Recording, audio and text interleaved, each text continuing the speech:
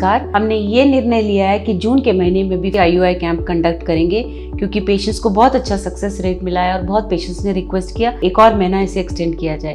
अवश्य जीवा fertility centres पे आइए और IUI करवाइए। Thank you.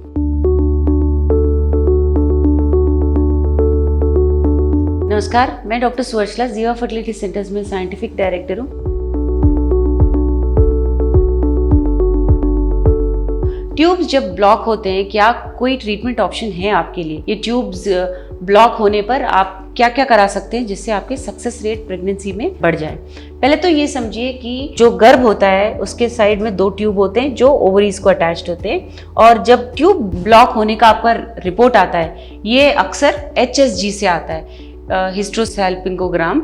इसमें क्या करते हैं, एक डाई यूट्रस में भेजते हैं और जब इस तरफ उस तरफ डाई निकलता है इसका मतलब ये होता है कि ट्यूब्स ओपन है। अगर किसी भी तरफ ट्यूब ब्लॉक दिख रहा है वो इसलिए दिखेगा क्योंकि उस तरफ से डाई बाहर नहीं आएगा, तो इस कारण से ये देखा जाता है कि ट्यूब ब्लॉक है या नहीं। सबसे महत्वपूर्ण स्टेप ये है आपके ट्रीटमेंट में कि आप घबराइए मत। ट्यूब्स ब्लॉक होने का मतलब ये नहीं है कि आप प्रेग्नेंट नहीं हो सकते, बहुत सारे ट्रीटमेंट ऑप्शंस हैं। दूसरी बात यह है कि इन्फॉर्मेशन लीजिए। आपके अल्ट्रासोनोग्राफी जिसने किया, रेडियोलॉजिस्ट या आपके गायनेकोलॉजिस्ट से ये पूछिए कि सिंगल ट्यूब ब्लॉक है कि डबल।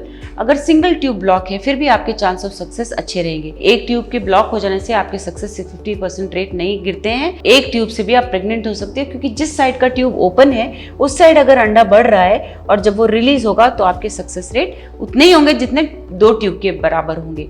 तो अवश्य एक ट्यूब के साथ भी आप नेचुरली प्रेग्नेंट हो सकते हो। तो डॉक्टर कैसे डिसाइड करे कि आपको उसके लिए ट्रीट करे या अगले ट्रीटमेंट ऑप्शन पे जाए? तो ये समझिए कि जो ब्लॉकेजेस होते हैं 2 तरह के होते हैं। एक तो होता है प्रॉक्सिमल ब्लॉकेज और एक होता है डिस्टल ब्लॉकेज।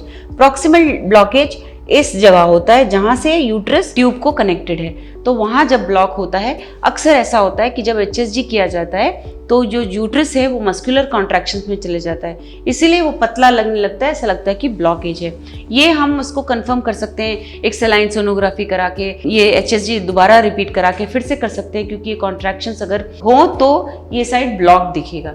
लेकिन जो डिस्टल ब्लॉकेज है वो ज़्यादा सीरियस है, इसके कारण प्रेगनेंसी हिस्ट्रोसैल्पिंगोग्राम से ये सॉल्व नहीं हो सकता है।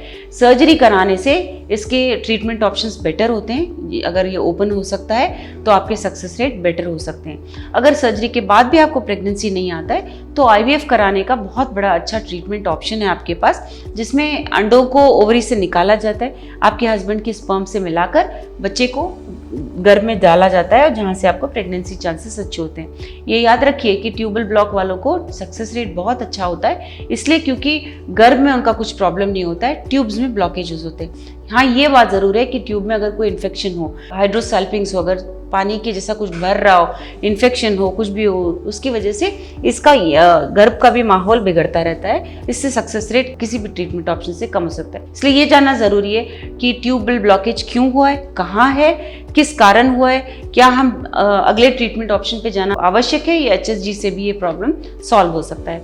अगर आपको ट्यूबल ब्लॉकेज है, आपको ये बताया गया है कि आपके दोनों ट्यूब्स ब्लॉक हैं, आप IVF करवाना चाह रहे हो, उसके बारे में और जानकारी चाहिए, अवश्य जीवा फर्टिलिटी सेंटर्स पे आइए। हमने इस वीडियो को बनाने में बहुत मेहनत की है, ज़रूर हमें सब्सक्राइब और लाइक कीजिए। Thank you.